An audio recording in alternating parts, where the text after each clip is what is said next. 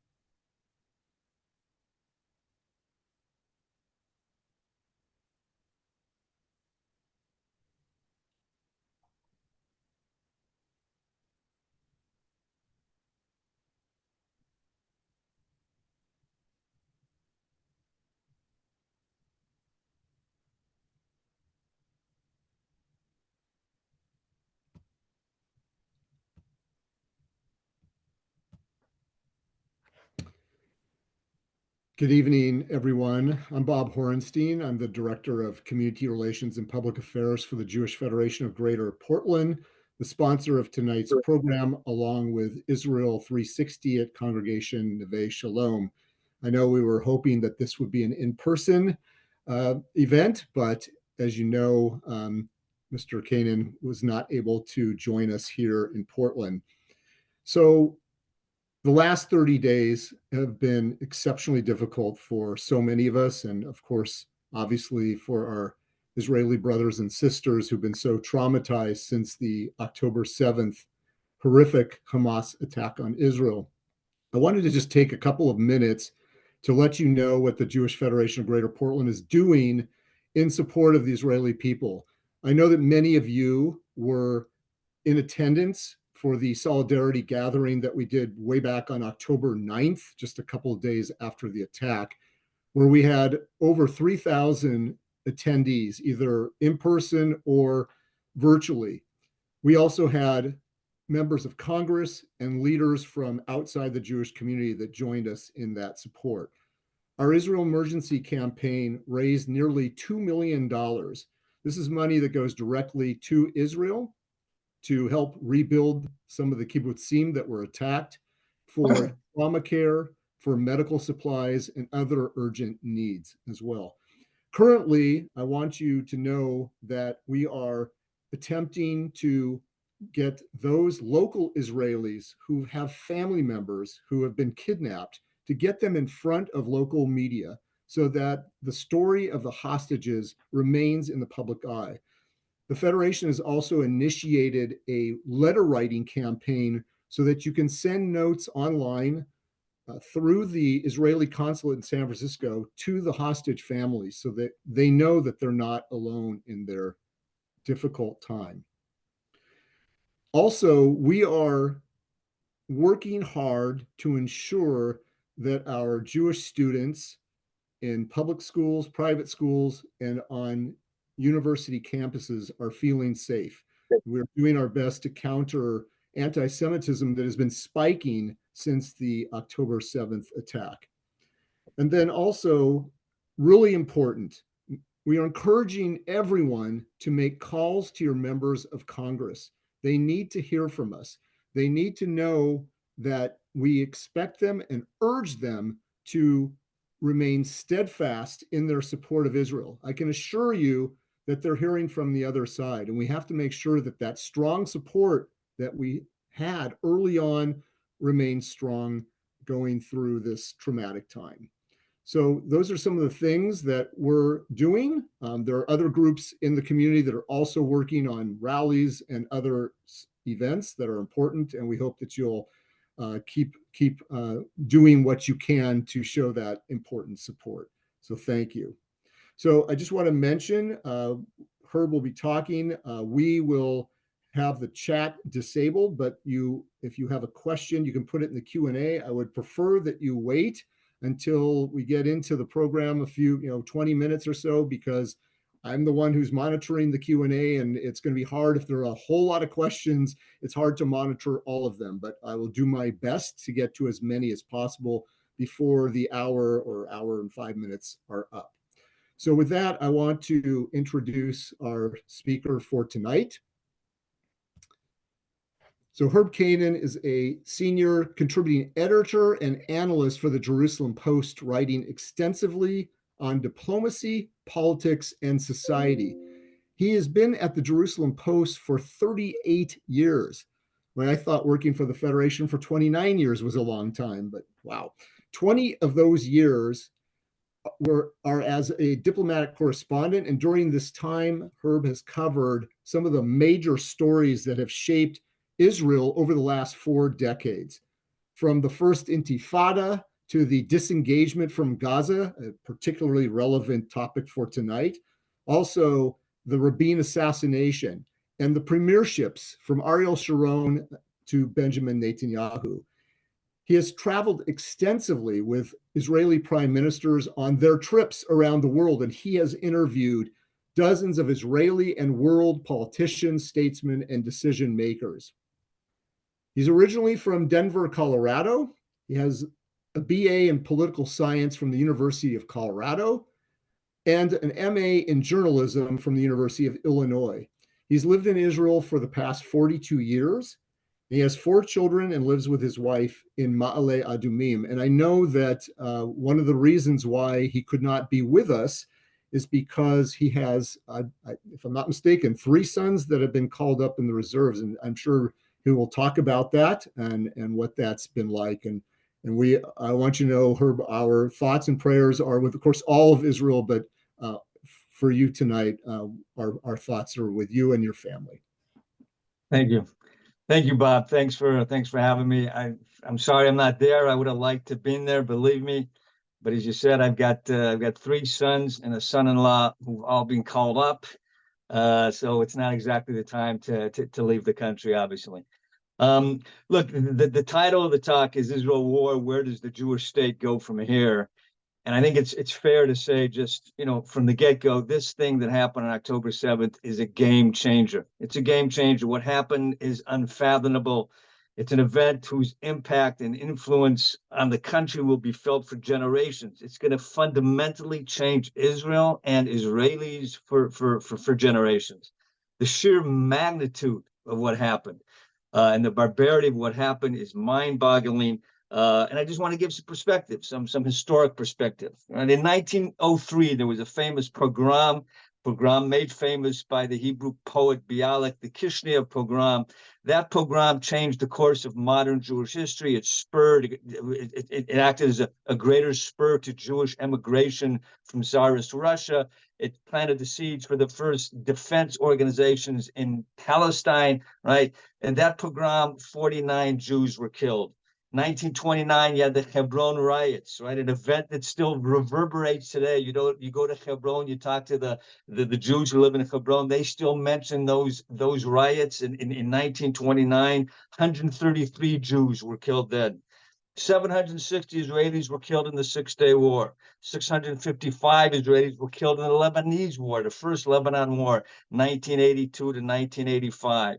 In the Second Intifada, right, from 2000 to 2005, an event that very much shaped Israel as we know it today. It moved it very much politically to the right. 1,056 people were killed in those 4.5 years.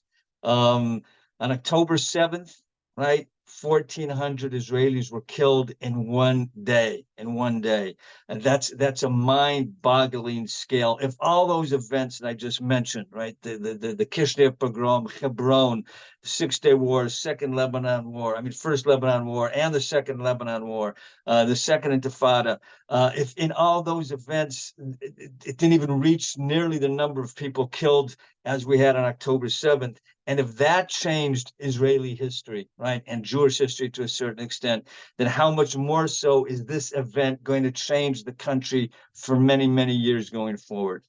How's it going to change it? First of all, everyone right now is feeling the trauma. Everyone is feeling the trauma. There's so much pain and sorrow in this country right now. So many people suffering that it's almost unbearable. Right? Were it not for the stories of heroism and altruism that you're hearing now every day, still, right? A month later, these stories are still coming out. If were it not for that, were it not for the sense of a people finally coming together for the first time in many years, it all would be unbearable, right? The emotional weight that everyone is carrying is extraordinary. Those who feel it the most, obviously, are those who are directly affected, the friends and family members of the murdered and the kidnapped, and now the soldiers who fall and their families. But the rest of the country is also deeply affected, and it's a two-fisted punch, right? One punch is the pain and sorrow and mourning and sense of grief that everybody feels nationally, right? It's a soul-crushing heaviness that has enveloped the country. The country's mood with the tales of the battles and the stories of the heroism, the interviews and the family members, the names of the fallen, and the melancholy music. I don't know how many, if you've ever been here on Yom HaZikaron, on Israel's Remembrance Day for the fallen soldiers. And on that day, you hear the names and stories and tales. And that's what it feels like right now, with one big difference, right? Yom HaZikaron, Israel Remembrance Day, that lasts for a 24-hour period, and then it's over. This thing has been going on now for 30 days, and there's no end in sight.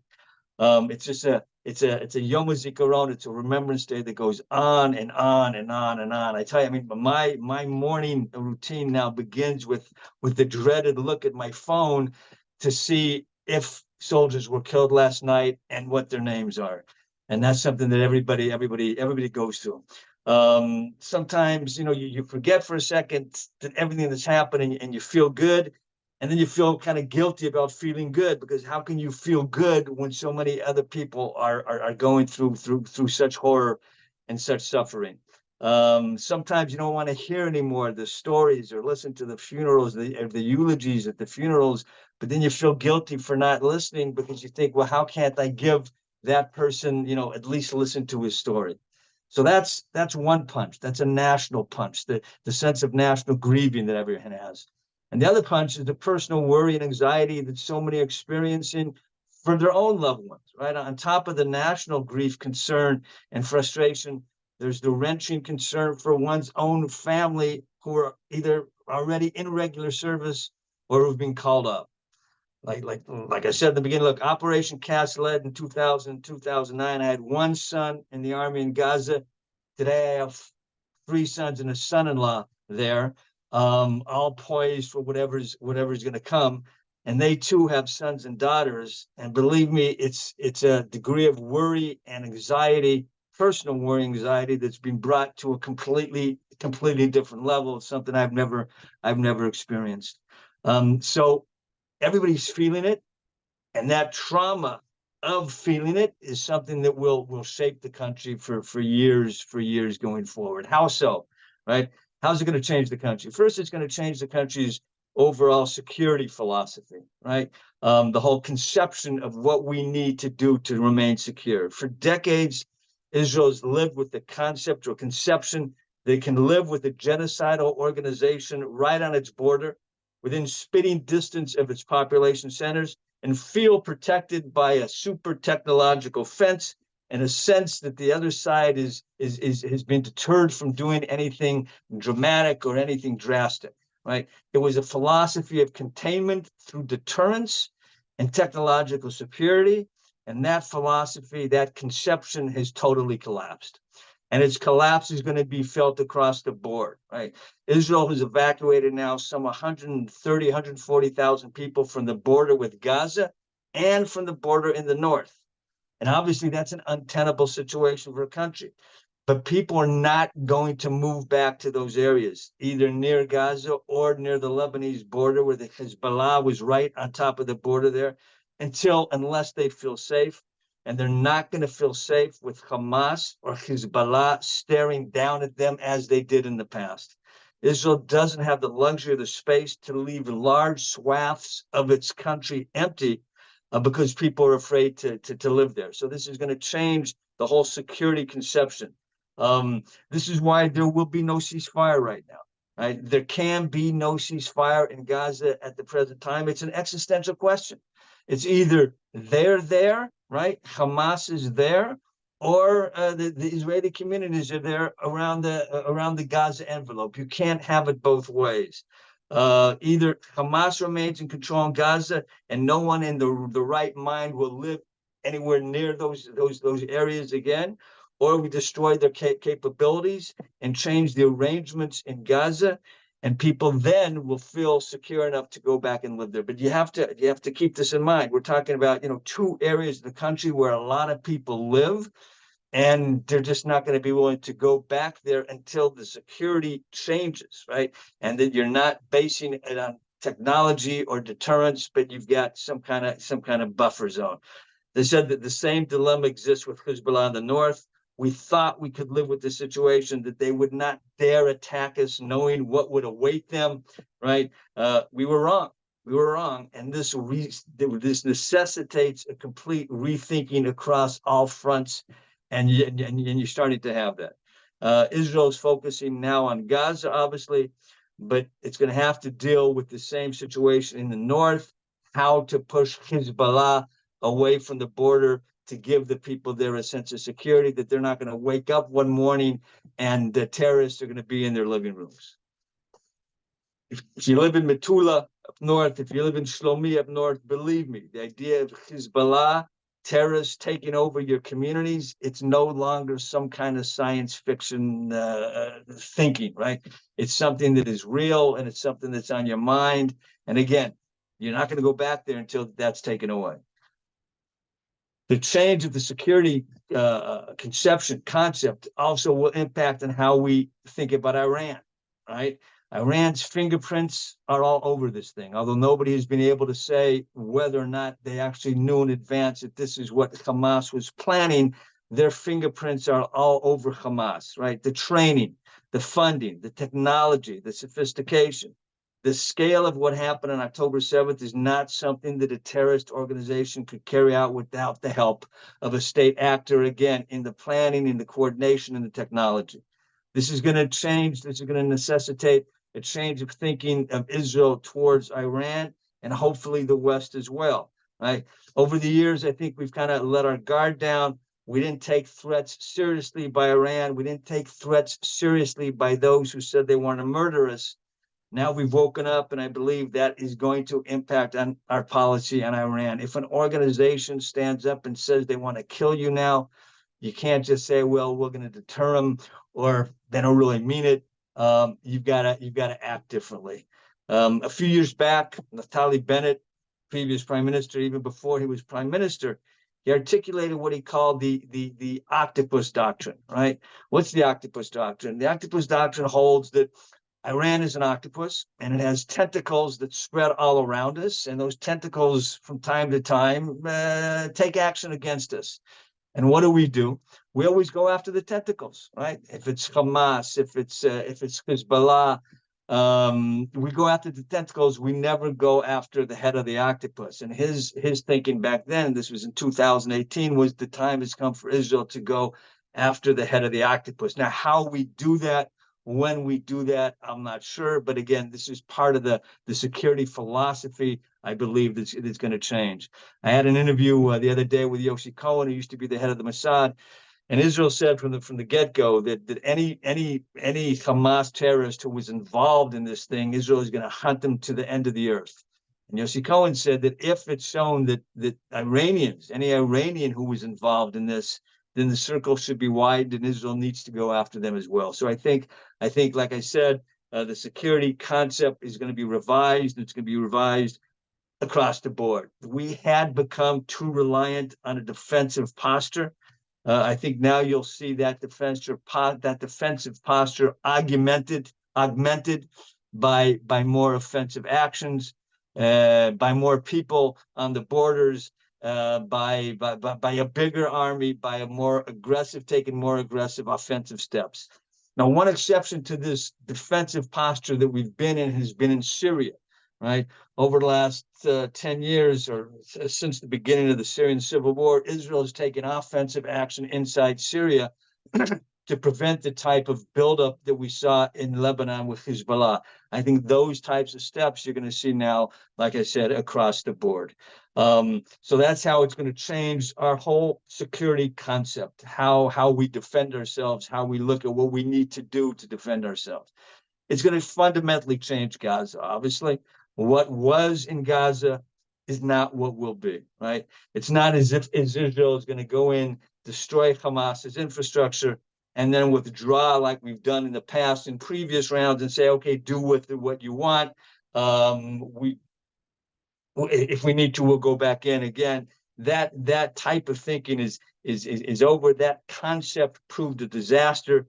The idea that you just leave a territory, throw them the keys, say good riddance, build a fence, and hope for the best, hope that you can deter them. That idea now has gone out the window. It's collapsed. So the question is, obviously, this is a question a lot of people are dealing with. What's the end game, right? What happens the day after inside of Gaza? First of all, I think that the borders of Gaza are going to change at least for a certain period of time going forward. Israel is going to carve out a buffer zone a few kilometers wide, so that Gaza is not going to sit right on top of the communities on the border there in the Gaza envelope communities. They won't be right on top of them as they were in the past. As far as the end game, look, there's not a lot of great options here. The three main options we're looking at is number one, Israel stays. Israel stays in Gaza for the foreseeable future. It's not a great option. Israel doesn't want to control 2 million Palestinians, but it'll have to stay at least until someone is found who can take control of the area and prevent Hamas from rebuilding. Again, the argument that, well, if you stay, you're putting soldiers at risk, right? This was the argument that we had in the past. One of the reasons that Israel disengaged from Gaza in 2005 was the idea that if your soldiers are there, they're at risk, and you had soldiers being killed. I mean, ironically, by the way, this was an argument. Get out so we can better protect our soldiers, better protect ourselves by withdrawing from Gaza. From 1967 until 2005, when Israel withdrew from Gaza, 268 Israeli soldiers and civilians were killed over almost four decades, right? 268. In one day, 1,400 people were killed. So that's also changed the thinking. You don't want to control Gaza. You don't want to necessarily go back in there and build settlements there. But the idea that you can just leave now and hope for the best and let Hamas rebuild, that's not going to happen. So for the foreseeable future, I think Netanyahu even said it yesterday or today on ABC, gave an interview on ABC. I believe he said that Israel is going to need to retain security control of Gaza for the foreseeable future. Another option is some kind of international consortium. This is an idea that's being floated, get some of the moderate Arab states, some of the moderate Muslim states to kind of control Gaza afterwards, to rebuild it, to keep Hamas from taking control, with the idea, again, that this wouldn't necessarily be permanent, but maybe they could bring Gaza to a position where either there's some kind of technocratic government inside Gaza itself, or it's handed over to the Palestinian Authority, right? That's another idea that that's being floated about, that the Palestinian Authority, which took over Gaza in 2005, only to lose it to Hamas in 2007, that they go back in and control Gaza. That's also not necessarily the greatest idea in the world, because Palestinian Authority right now is weak. Abu Mazen, Mahmoud Abbas, is old and he's weak. He can hardly control Ramallah, where his headquarters are, right? Let alone the rest of the West Bank of Judea and Samaria. There's Hamas cells and pockets have developed inside the West Bank as well. Israel has little confidence in his ability to control Gaza as well. There's also a kind of a certain romanticization, I think, in the West of the Palestinian Authority, of Mahmoud Abbas, of their ideology. I think it was jarring for a lot of people, the degree to which the Palestinian Authority couldn't condemn in any way what happened on October 7th. Israel's going to be wary of wanting to give them the keys alone to Gaza as well, because there are many elements inside Fatah whose ideology is not that strikingly different from Hamas's ideology. So I'm not exactly sure. I'm not sure anybody is sure what Gaza will look like afterwards. But whatever it's going to look like, it's going to be different than what it is now.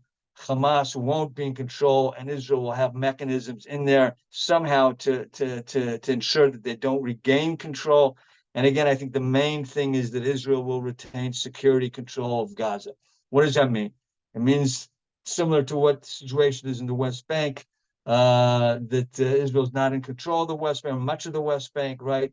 But if there's security situations, it feels the need to go into certain areas, to certain refugee camps, looking for terrorists, or to stop the buildup of a terrorist infrastructure, it takes that action. I think similar situation you're going to see put into place in Gaza as well.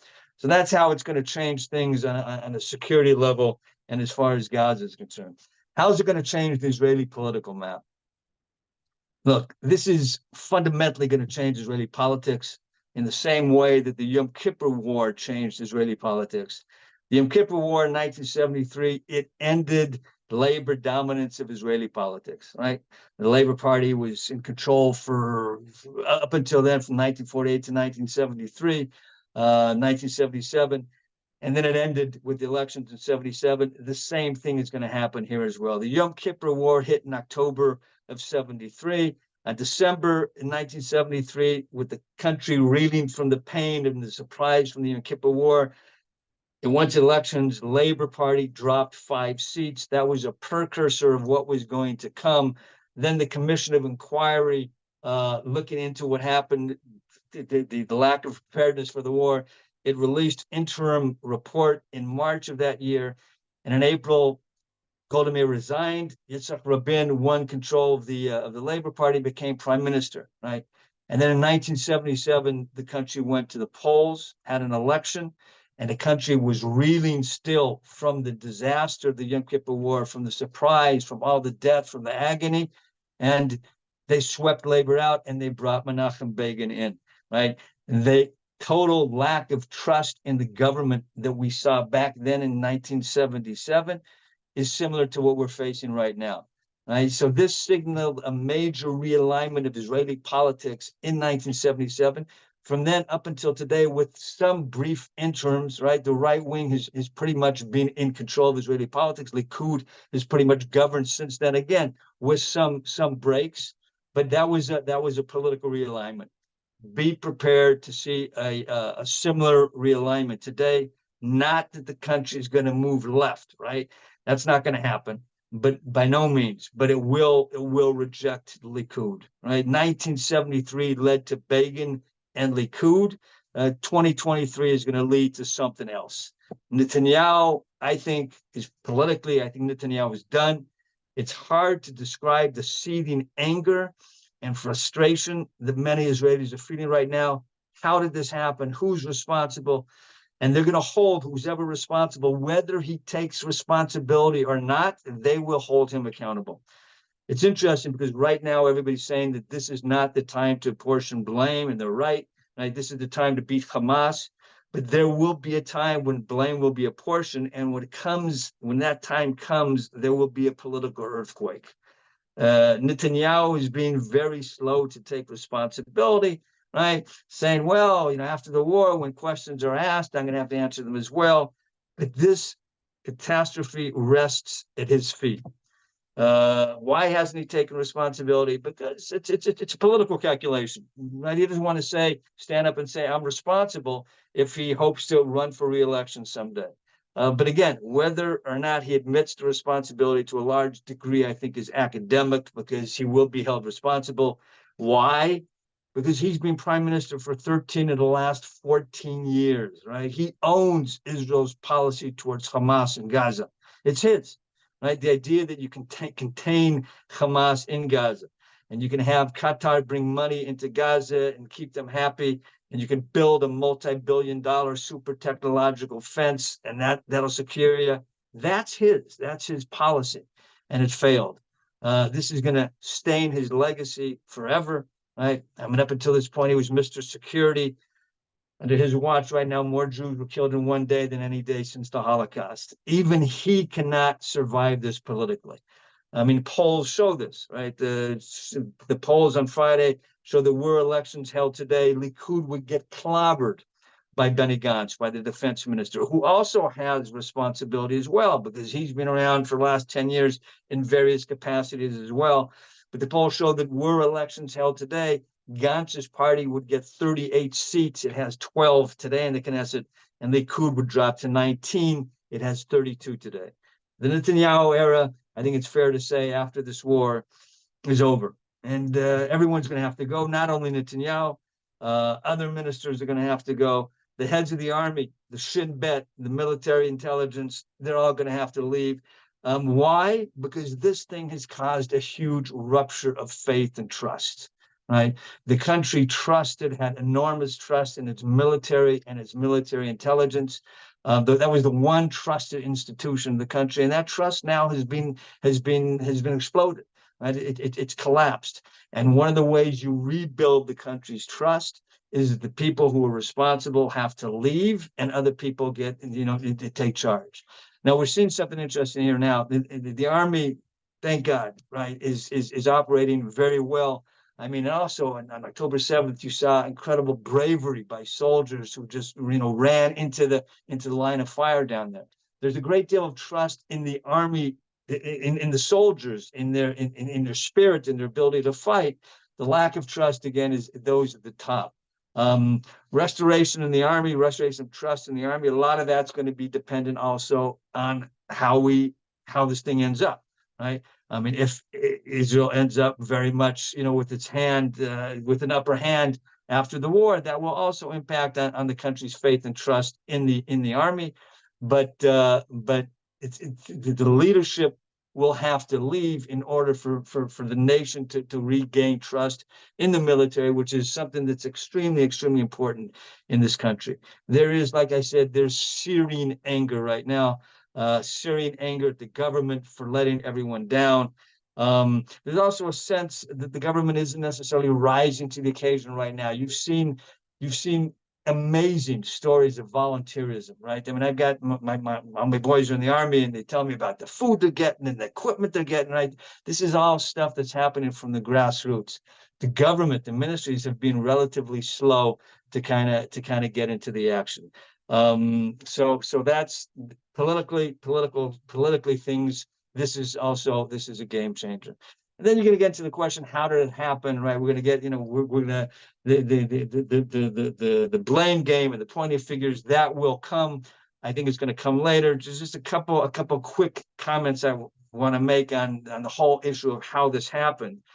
Again, so far there's not a lot of attention on that because we're focusing on the war. But just a couple quick overreaching observations. First, we fell asleep at the wheel, right? We showed a lack of imagination. We continue to think in terms of lone wolf terrorists, of single terrorists, of stabbings, of car rammings. That's what we became accustomed to. We did not imagine, right? We didn't imagine. It was a lack of imagination. We didn't imagine an army of terrorists. The number has been placed as high as 3,000 terrorists infiltrated to the country on October 7th. We didn't imagine them breaking through fences and taking over communities, right? We didn't think it could happen.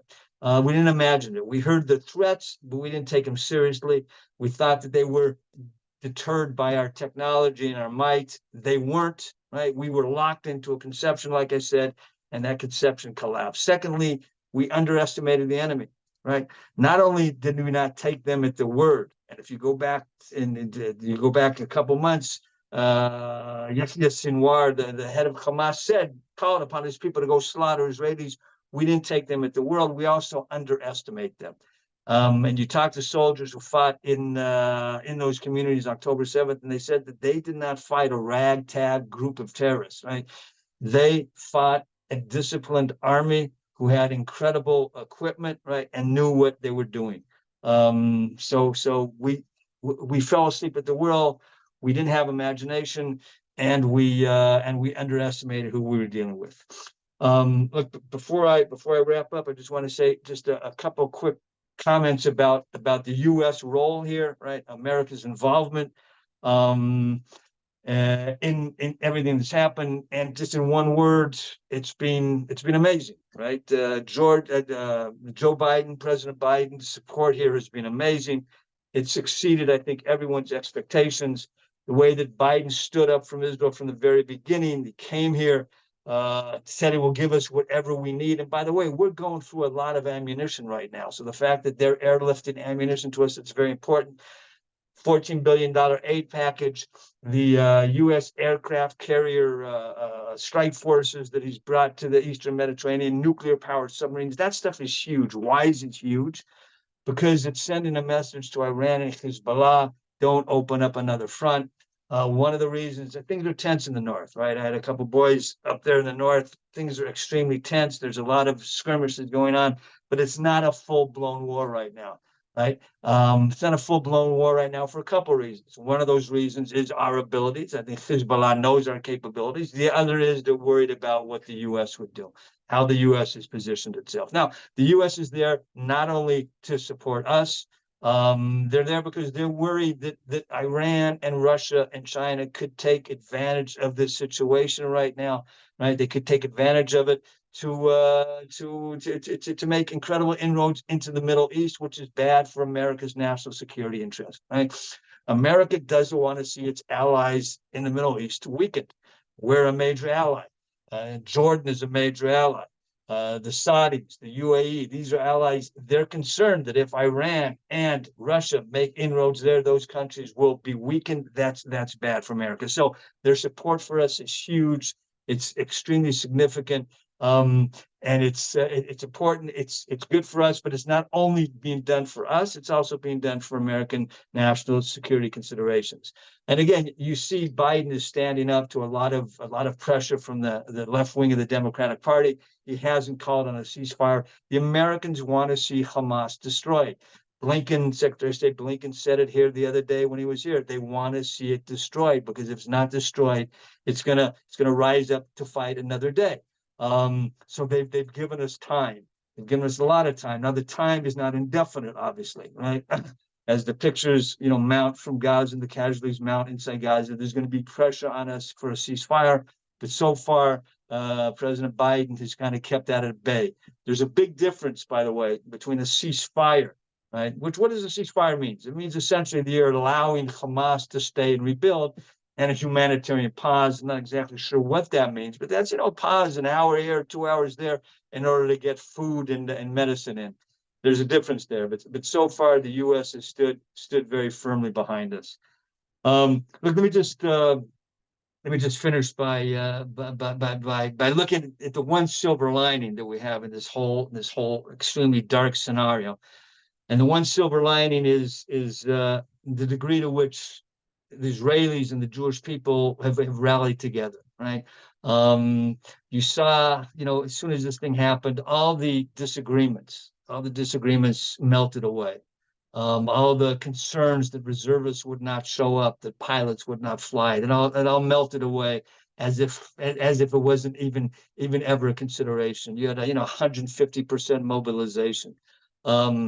Because you realize, this thing puts things in proportion. When you think back now at what we were fighting about and what we were at each other's throats about 2 months ago, right? It's almost incredible. And that's all gone. I mean, I talked to my boys in their units, and nobody's talking about judicial reform or the right to the left. I mean, this is a struggle for the country's existence. And all that has gone by the wayside. And what that has done is, I think it's brought this sense of peoplehood, both in Israel and I think among diaspora Jewry as well, a sense of peoplehood that we haven't actually felt in many, many, many, many years. And people can say, well, isn't it a shame that it takes something like this to bring us together?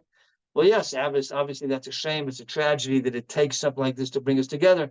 But at least when something like this hits, we do come together. And I think that's very, very important. It's not a given, and it's something we can appreciate. So let me stop there and take any questions that might be out there.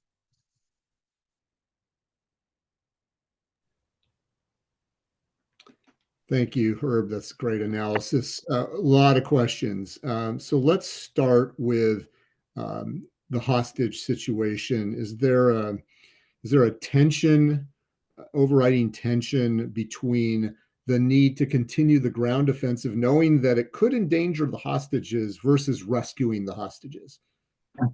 Yes, yeah, there is a tension there. I mean, look, the hostage situation is heartbreaking. It's heartbreaking. The Hamas knows what they're doing. They're playing on our raw nerves. And there is this tension between saying, well, if how are you going to save the hostages? The government's position is you can better save the hostages by putting military pressure on Hamas, right? Hamas is not out of the goodness of their heart going to release 240 Israelis or 240 hostages. They're not going to do that. They're only going to do that if they feel pressure, if they feel and forget diplomatic pressure, right? That leverage is not that strong on Hamas. Only if they feel military pressure will they release the hostages. And the idea is, okay, I mean, there's a lot of pressure right now in Gaza. And they're talking about, you want humanitarian pauses. So Israel's saying, okay, we'll give you a humanitarian pause if you release the hostages. So that's part of it. Now, obviously, the families whose suffering is indescribable. I can't even imagine it. Right? They're concerned that their hostages are in harm's way. And that's obviously a valid concern. I think the basic premise is that the hostages are in the tunnels, but we really don't know. But the idea is, as you move in militarily, you're placing more pressure on them to release hostages, and you also might be creating for yourself a possibility to rescue hostages. We saw last week that they rescued this one female soldier. That was the first time that Israel was able to rescue a hostage in 20 years. And that put back into play the idea that, well, the only way to get hostages out of Hamas's hands is not necessarily by opening up your prisons, but there might be other ways as well, and that's to take military action. So the idea is that as this thing moves further, you're going to provide or create opportunities where you might be able to rescue more hostages. But is there tension between it? There's definite tension. Mm-hmm. So you mentioned like a buffer zone in Gaza. Well, there was a buffer zone in southern Lebanon, and that didn't work out so well. So why would this be different?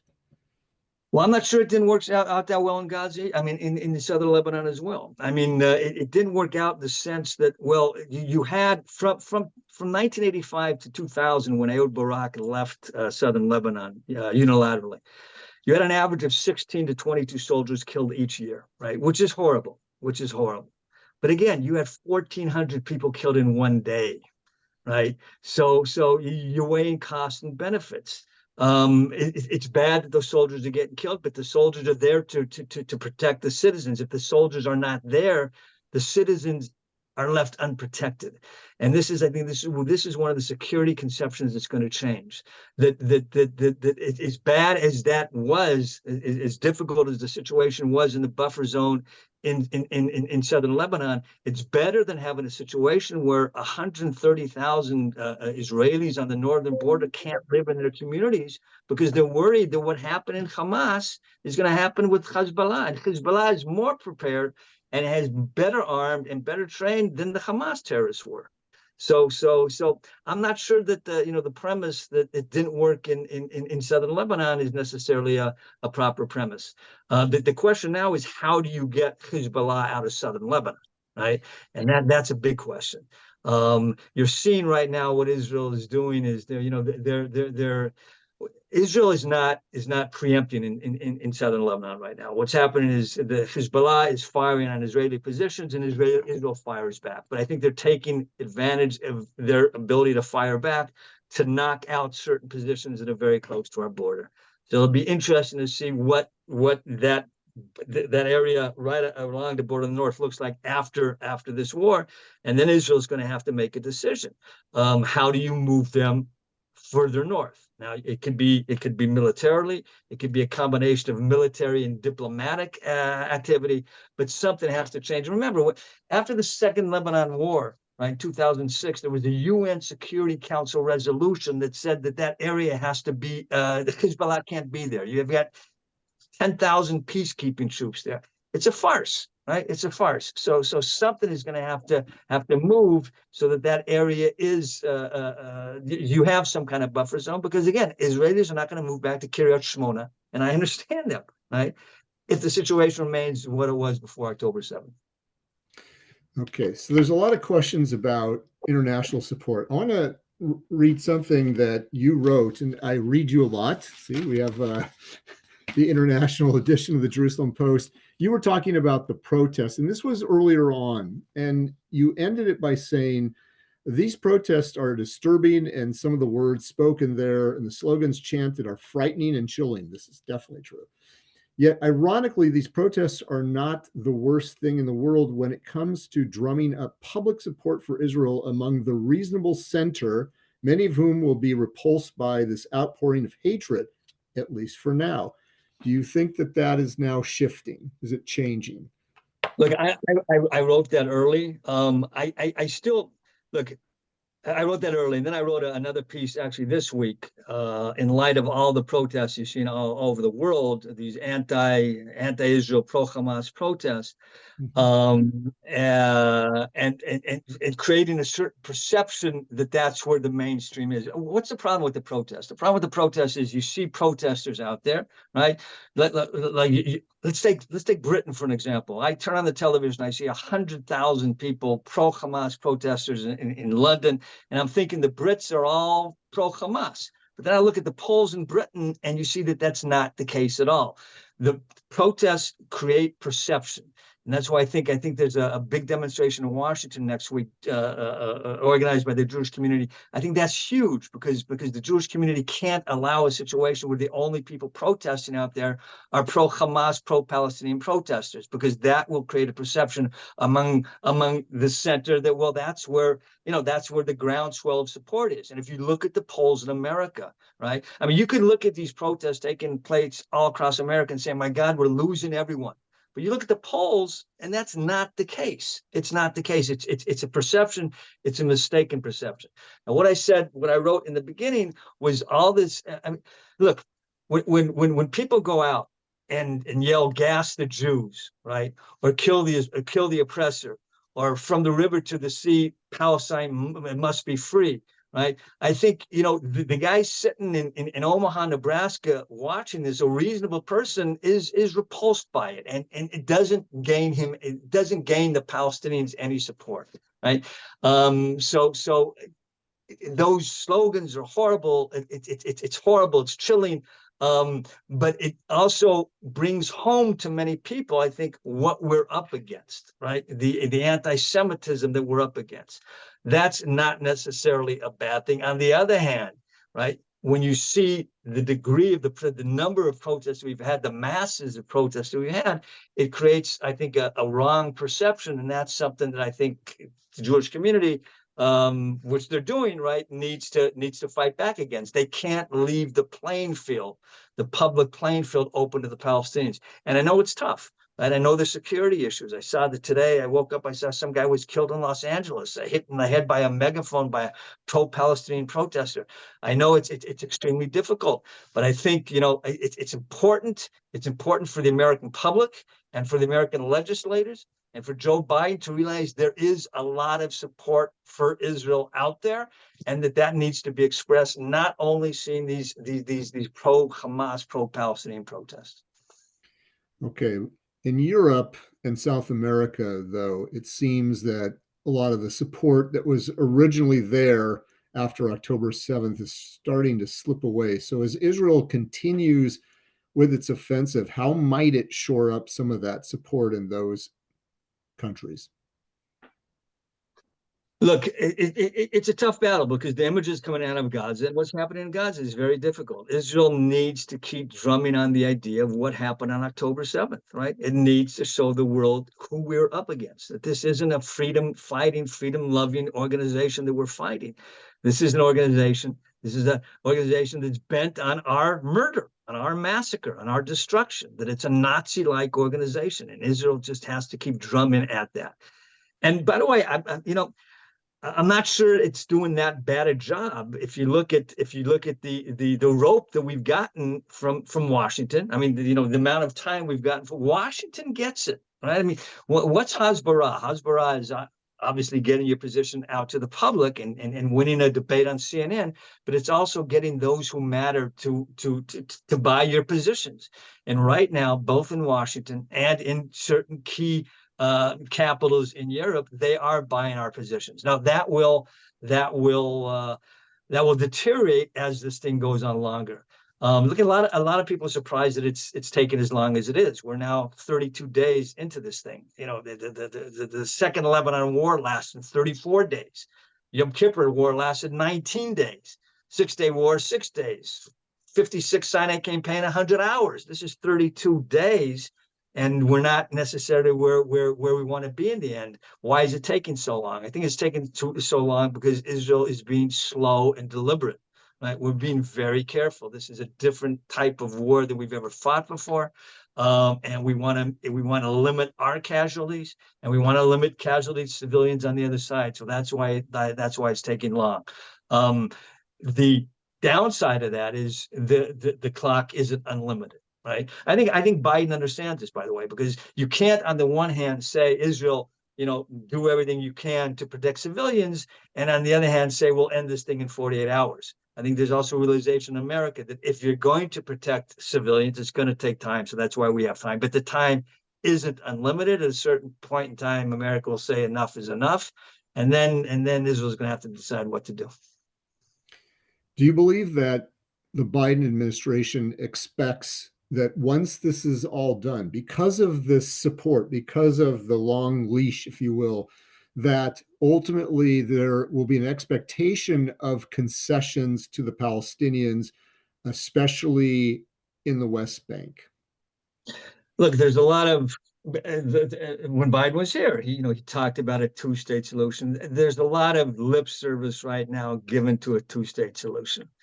But if you're here in Israel right now, right, and you talk to the people, both the right and the left, you understand that the idea that Israel right now or in the foreseeable future is going to turn over territory to the Palestinians without an Israeli presence there, right? That idea is just a non-starter. It's not going to happen. I mean, we've done that. We did that. We did that in Gaza, for God's sakes, and look what we got.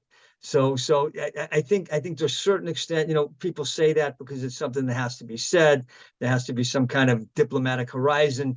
You want to make it seem as if, well, there's going to be a solution to this, and the solution is a two-state solution. In order for there to be a two-state solution, Israel has got to agree to it. And believe me, right now, Israel is not in the mood to think, well, okay, I'm going to take areas not in Gaza, but I'm going to take areas, 10 minutes from Netanya, and I'm going to give that to the Palestinians. And it's the same Palestinians that we're dealing with right now. Why do I think it's going to be any different? That idea is not going to fly. It's not going to fly in Israel. And like I said, this thing has been a game changer. Now that doesn't mean that you can't talk about some kind of future horizon, but I think there's got to be some kind of realistic expectations. Look, I think Biden gets us, right? I think he gets us. He came here. I think he was empathetic to an incredible degree. He gets what we're going through. He gets Jewish history. I think one thing he doesn't get is the degree to which this thing has touched everybody, has instilled fear into everybody, and has changed the way people are looking at how we move forward to Palestinians. Two-state solution, it might happen a couple generations down the line. It's not going to happen around the corner. And I think the problem in raising these expectations is when these expectations are not met, it only creates more frustration, and that creates more violence. So I think it would be better if everybody kind of talks more realistically about what a future is.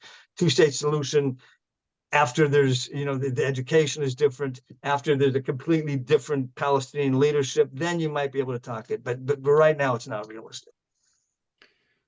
So Bahrain reportedly recalled its ambassador. What do you see down the road, the impact on the normalization agreements with the Abraham Accord countries and the prospect of normalization with Saudi Arabia? Look, I think, again, a lot of people have said that, one of the reasons the Iranians were involved in this thing, perhaps, is they wanted to scuttle the Saudi normalization, right? And they've done that, right? The Saudi normalization, for all intents and purposes, in the short term, is off the table. And the Saudis, because of the pictures coming out of Gaza right now, the Saudis are not going to be able to normalize with Israel. However, the Saudi interests remain what they were before October 7th. And the Saudi interest is to keep Iran at bay. And a way to do that is to have ties with Israel. So the long-term interests remain the same. In the short term, it's going to be difficult for them to normalize with Israel. But I think, again, a number of years down the line, we could revisit this thing. As far as the Abraham Accords countries, look, up until I didn't hear about the Bahrain ambassador yet. The UAE hasn't recalled their ambassadors. Morocco hasn't recalled the ambassador. Again, this is creating a lot of pressure on those governments. Those governments understand what we're doing, believe me. And the Saudis understand what we're doing, and the Egyptians understand what we're doing, and they support it, right? I mean, Sisi in Egypt, his biggest fear is the Muslim Brotherhood. Hamas is the Muslim Brotherhood. Why doesn't he want to take in any Palestinian refugees? Right. Part of the problem is he's worried that he's going to be taken in Hamasnikim, right? Hamas people who are going to Islamic Muslim Brotherhood folks who are going to cause him a problem inside of Egypt. They want Hamas destroyed. Saudi Arabia wants Hamas destroyed. Saudi Arabia sees the link between Hamas and the Iranians, right? And they want to weaken them. The problem is the street, right? The governments get it. The governments get what we're doing and why we're doing it. But the street doesn't tolerate it, right? And that's the difficulty. So if Bahrain recalls its ambassador, it's not because the Bahraini government doesn't understand what Israel is doing and doesn't secretly actually support what we're doing, but it's because they have to worry about the reaction they're getting on their street. And the reaction on the street is bad. Why? Because those people are exposed 24/7 to Al Jazeera, which is showing these horrible pictures coming out of Gaza. So American Jews have shown exceptional support during these times. I mentioned what we've been doing here locally, and that we're just one community, but we're also human. We see the narrative shifting. I believe it's mostly shifting away from Israel's trauma to now the scenes of catastrophe and disaster in Gaza.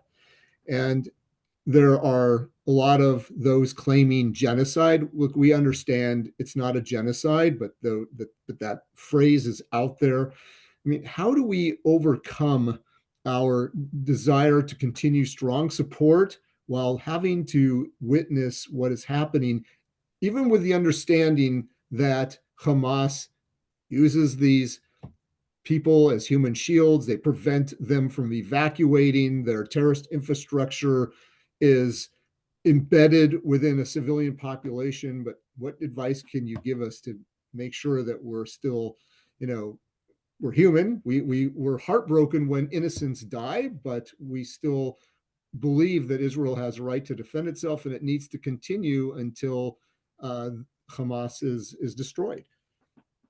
Right. Look, it's you guys got a difficult battle because you're in a different atmosphere than we are here. There's been a lot of equations between Hamas and the Nazi, right? I mean, the one similarity is they want to destroy Jews, right? The Nazis did, and Hamas does. The Allies, bombed Germany relentlessly in order to destroy the Nazis, knowing full well that as a result of that, innocent people are going to die. I think you have a similar situation here as well, unfortunately, right? Hamas wants to destroy Israel. Israel can't allow it to exist. It has to destroy Hamas. In the process of doing that, unfortunately, innocent people are going to die. The responsibility for those innocent people dying, to a large extent, right, rests on the hands of Hamas. Now, those are all debate points. Those are all arguments that can be made. At a gut level, like you said, people are seeing their pictures and they're being sickened by it. But I think in order to combat those pictures, those arguments, which I think can resonate, need to be just said over and over and over again. right? Israel doesn't want to kill innocent people, obviously, but Israel wants to survive, and to survive, it can't survive with Hamas. Just have to keep repeating those arguments, and believe them, right? I think American Jewry, they need to actually, understand that this isn't, this is a war of no choice, par excellence, right? This is there are just wars. This is a just war, and in wars, innocent people are dying, and it's horribly unfortunate. But you've got a situation right now where we're very much, it's either them or us, right? And if it's them or us, then it's kind of a no-brainer. But again, look, the American support right now, Jewish support, I think is immensely important, because there was a narrative that have taken traction that American Jews are distancing themselves from Israel, right? And we saw that when in Israel's time of need, that too melted away. So that's important, and I think that's important for the public to see as well. Because there's also a narrative. You get a few people in the Jewish Voice for Pieces, if not now, and they get an inordinate amount of coverage, an inordinate amount of attention. Why? Because a Jew with a kippah going out and supporting Israel is not news. But a Jew with a kippah going out and saying that Israel commits genocide, that's news. And even though they're outliers, even though they're a fringe part of the Jewish community, that's where the spotlight is. So it's important for the Jews to make it known that, well, that ain't the case, right? They don't speak for us. They're an outlier. They're a fringe. The bulk of American Jewry is very much in Israel's corner. That's an important statement. It's an important message, yes. And we are trying very hard to make that point, very, very much. There was a question about what is the view of these Israeli Arab community, and what do you think the impact will be on that community going forward? Look, it's interesting because unlike what happened in 2021, remember 2021, we had another round of this fighting with Gaza, guarding the walls. And during that round, the Israeli Arabs, or a segment of the Israeli Arabs, went out and rioted against Israel. You haven't seen any of that this time. I think you haven't seen any of that for a couple of reasons. Number one is, I think, because of the sheer barbarism of what we saw on October 7th, right? I think that affected many Israeli Arabs as well. Israeli Arabs were killed in that. Bedouins were killed in that as well, right? I mean, there's one horrible video that there was some East Jerusalem driver who they knew was an Arab, who they spoke to in Arabic, and they shot him. Right. So I think that also had an impact, that this is something that's indefensible. I think they did a poll among Israeli Arabs, and like 85% said that this is something that's completely not justified. So I think that's one thing that has prevented any kind of repeat of what we saw in 2021.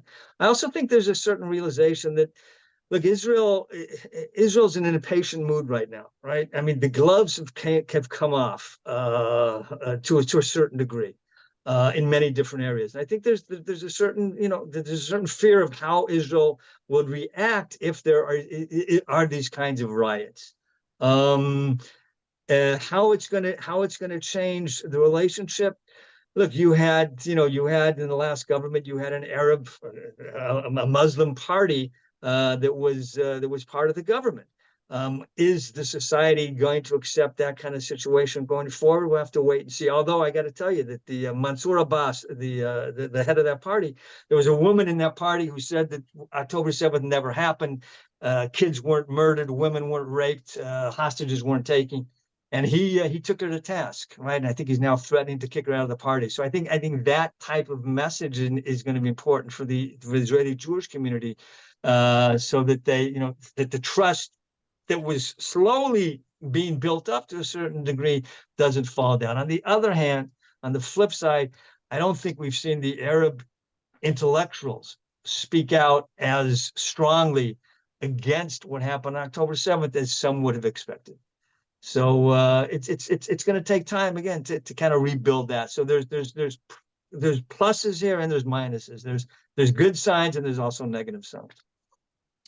Okay, we just have a couple more minutes. There was a question about southern Gaza where the IDF has urged people who can evacuate to evacuate, and yet we also know there are tunnels in southern Gaza. There's terrorist infrastructure there. What do you see happening? We know that Israel's sort of cut the strip in half, and they're surrounding Gaza City, where most of Hamas terrorists are. But what about the southern part? Right, look, that's a good question. One of the interesting things about this war is that we in Israel are getting very little information, right? And there's a twice daily briefing from the IDF spokesman, and it's very general. He's not going into details. In the past, we've known exactly where the soldiers are and what they're doing and what the plans are. We don't know. There's a fog of war here, which is intentional. What we do know is, like you said, they've cut the strip in half, and the idea is first you deal with the north, right, and then you'll deal with the south.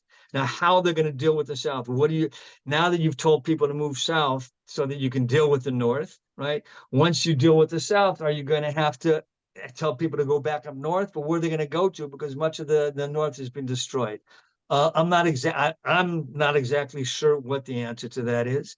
Hopefully that there are some kind of that there are plans to deal with this, right? Because you can't have a situation, well, okay, the north is free of Hamas, but the south isn't. I think, though, the heart beating throb of Hamas is in Gaza City, right? And that if you're able to dismantle the infrastructure there, then you've gone a long way to doing your job, and that could make dealing with southern Gaza easier than it would have been otherwise. I think that's generally the idea that we're looking at. So there's been some questions about the disinformation that comes out of Gaza and the fact that the casualty numbers are reported by the Hamas controlled health ministry. One of the questions was, what does the Jerusalem Post do in terms of reporting casualty numbers? But it seems in the past that when all of this is over, we learn that many of those who were killed were actually combatants, terrorists. How does the Jerusalem Post go about reporting numbers that are typically just parroted without questioning by much of the Western media? The Jerusalem Post will say that the Hamas-run Gazan health ministry reports that so many people have been killed. That's how we deal with it, because it alerts the reader to the fact that you're getting figures from Hamas, right? And then the reader can decide for himself whether he thinks those figures are accurate or not, or inaccurate, right? The amazing thing about those figures, by the way, is they'll say 10,000 people have been killed. Like you said, how many of those people are combatants? How many of those people are terrorists? Right? How many people are innocents? I think everybody. I think Joe Biden did us a great service, by the way, when he said, he was asked point blank, does he take those figures at face value? And this was right after the hospital was attacked. He said no, right? And I think that was an important statement. Yeah, I mean, that's the way we deal with it. We say Hamas controlled health ministry says this number, and a reasonable reader will be able to kind of see through that. Okay. And last question is really about Iran. There was a question: what is a viable option dealing with Iran, which is really the head of the snake here? Right, right. Look, the question is whether this will empower or convince the West that Iran is a extremely malevolent actor that they need to take action against. That this isn't just Israel's battle. That they too need to take action, because if they don't, then you're going to see this type of stuff happening all over the world. I think that's the hope. I think the hope is that there was all talk about getting into some new kind of agreement with the Iranians. I think the hope is that this will kind of take the face off, or take the mask off the Iranians' face, and that it will get the world to be more aggressive in its policy to prevent the Iranians from getting nukes. As far as what Israel is going to do tactically to make Iran pay for any of this, I don't have any I don't have any real knowledge of any tactical moves. But I would imagine that Israel is going to take some kind of action, because a message has to be sent to the Iranians that they cannot attack us and kill us with impunity and think that they're not going to, that they're going to get, get off scotch-free. How this works, how you go about doing that, I'm not sure. I'm not sure. But, I talked about a need for a new security new security principles. I think this is going to be one of them, that Iran will have to be somehow held responsible for what they do. They can't just, again, use all these tentacles. Now they're using the Houthis in Yemen, right? For goodness sakes, right? They can't use all these tentacles against us and expect that there won't be any repercussions. Right now, Israel justifiably is focused on Hamas and Gaza. That's where it wants to keep the focus. That's why it's not starting anything major in the north and just kind of, like I said, defensive posture in the north. After we deal with Gaza, Israel's going to have to look at, again, how do you move Hezbollah away from the border?